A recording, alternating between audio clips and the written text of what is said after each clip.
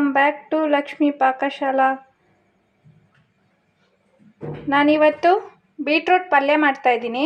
ಚಪಾತಿ ಜೊತೆಗೆ ಚೆನ್ನಾಗಿರುತ್ತೆ ಅಂತ ಹೇಳ್ಬಿಟ್ಟು ಬೀಟ್ರೂಟ್ ಪಲ್ಯ ಮಾಡುವ ವಿಧಾನ.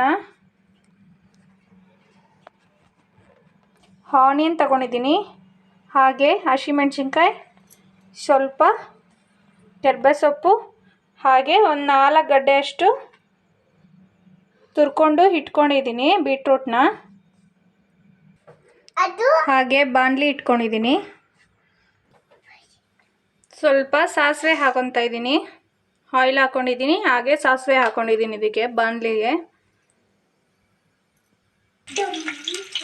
ನೋಡಿ ಫ್ರೆಂಡ್ಸ್, ಒಂದು ಗಡ್ಡೆಯಷ್ಟು ಈರುಳ್ಳಿ ಕಟ್ ಮಾಡಿ ಇಟ್ಕೊಂಡಿದ್ನಲ್ಲ ಅದನ್ನೇ ಹಾಕೊಂಡಿದ್ದೀನಿ ಆಯಿಲ್ಗೆ.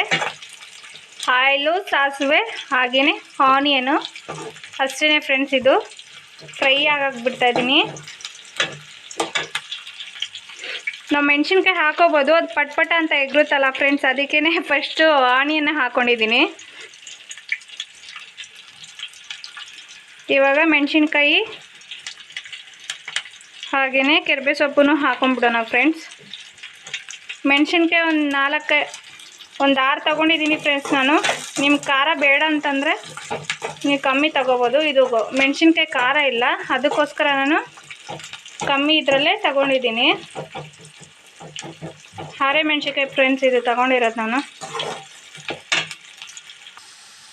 ನೋಡಿ ಫ್ರೆಂಡ್ಸ್, ಬೀಟ್ರೂಟ್ ಕೂಡ ಆ್ಯಡ್ ಮಾಡ್ಕೊಂಡಿದ್ದೀನಿ. ಆನಿಯನ್ ಫ್ರೈ ಆಗಿತ್ತು, ಅದಕ್ಕೋಸ್ಕರ ಬೀಟ್ರೂಟ್ನು ಆ್ಯಡ್ ಮಾಡ್ಕೊಂಡಿದ್ದೀನಿ. ಬೀಟ್ರೂಟ್ನ ಈ ಥರ ಫ್ರೈ ಆಗಬೇಕು. ಇನ್ನೂ ಫ್ರೈ ಆಗಿಲ್ಲ ಫ್ರೆಂಡ್ಸ್, ಇವಾಗೆ ಅಲ್ವಾ ಹಾಕಿದ್ದು, ಅದಕ್ಕೆ ಇನ್ನೂ ಫ್ರೈ ಆಗಿಲ್ಲ. ಇನ್ನೂ ಇದಕ್ಕೇನೂ ಹಾಕಿಲ್ಲ, ಬರೀ ಒಗ್ಗರಣೆ ಕೊಟ್ಟಿದ್ದೀನಿ ಅಷ್ಟೇ. ಇದಕ್ಕಿನ್ನೂ ಬೇಳೆಕಾಳುಗಳೆಲ್ಲ ಹಾಕೊತಾರೆ, ಬಟ್ ನಾನು ಹಾಕ್ತಾ ಇಲ್ಲ.